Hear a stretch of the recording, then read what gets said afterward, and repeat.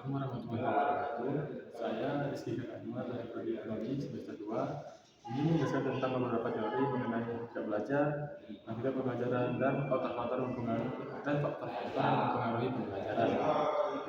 Yang pertama yaitu teori hakikat belajar. Hakikat belajar adalah proses perubahan tingkah laku, perubahan sikap, dan keterampilan yang relatif permanen dalam diri seseorang akibat pengalaman interaksi dengan lingkungan. Belajar mencakup aktivitas mental atau psikis, bukan sekedar menghafal, melainkan membangun pemahaman aktif. Poin-poin hasil pelajaran itu, yang pertama, perubahan tingkah laku atau behavioristik. Belajar yang akan berhasil jika ada perubahan tingkah laku yang terukur akibat adanya stimulus dan respon. Poin kedua yaitu proses kognitif. Belajar menekankan pada proses berpikir, pemahaman, dan pemrosesan informasi di dalam mental atau kognitif daripada sekedar hasil akhir. Poin ketiga yaitu konstruktivisme atau aktif. Belajar adalah proses membangun pengetahuan sendiri oleh peserta didik melalui pengalaman dan interaksi sosial. Yang keempat yaitu humanistik atau pengembangan diri. Belajar bertujuan untuk memanusiakan manusia yang berfokus pada aktualisasi diri, potensi dan kebutuhan efektif peserta didik.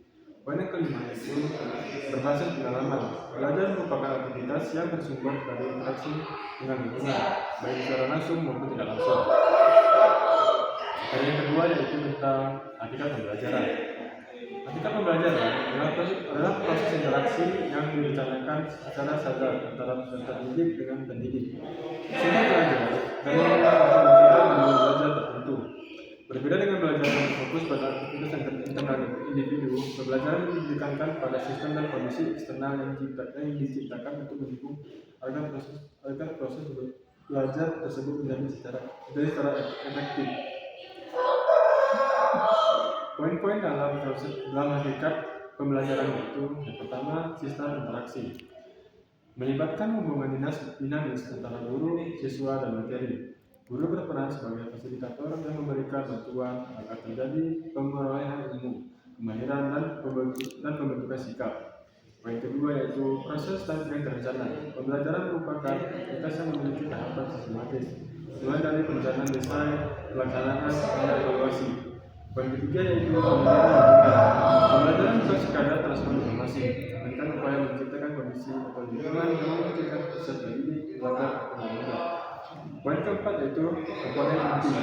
Terdapat beberapa komponen kunci yang harus ada, yaitu tujuan, target, kompetensi yang ingin dicapai, subjek, pendidik atau guru dan peserta didik, materi, substansi atau bahan ajar, metode dan media, cara dan alat yang digunakan untuk menyampaikan materi, evaluasi, alat ukur, berdasarkan proses, dan yang terakhir itu pengembangan pengalaman. Berdasarkan pandangan John Dewey, pembelajaran pada hakikatnya adalah proses penggalian dan pengolahan pengalaman secara terus-menerus melalui interaksi aktif dengan lingkungan. Pada materi terakhir yaitu adalah faktor-faktor yang mempengaruhi faktor pembelajaran. Faktor-faktor yang mempengaruhi pembelajaran secara umum dibagi menjadi dua kategori utama, yaitu faktor internal dari dalam diri siswa dan faktor eksternal di luar diri siswa. Keseimbangan antara kedua faktor ini sangat menentukan kelancaran proses dan maksimal belajar. Poin-poin dalam pengaruh faktor-faktor dalam pembelajaran itu, yang pertama faktor internal atau individu. Faktor ini berkaitan dengan kondisi jasmani dan rohani peserta didik, yaitu aspek fisiologis atau fisik, meliputi kondisi kesehatan umum, kebugaran, serta fungsi panca-indera, terutama penglihatan dan pendengaran. Gizi yang kurang dapat menyebabkan siswa dapat lelah dan sulit menerima pembelajaran.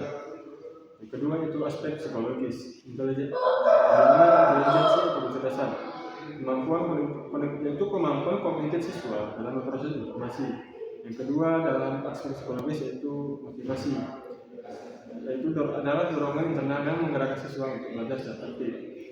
Poin ketiga dalam aspek psikologis yaitu minat dan bakat, dan kedepannya yaitu kesiapan dan kemandirian.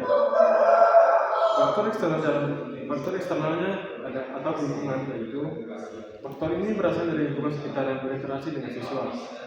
Contohnya lingkungan keluarga, peran orang tua, lingkungan fasilitas di rumah, suasana rumah tangga, dan latar belakang sosial ekonomi.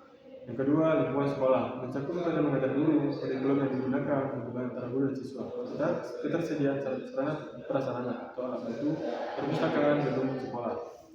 Yang ketiga yaitu lingkungan masyarakat, dengan teman sebaya, budaya lokal, serta penggunaan teknologi atau gawai dalam kehidupan sehari-hari.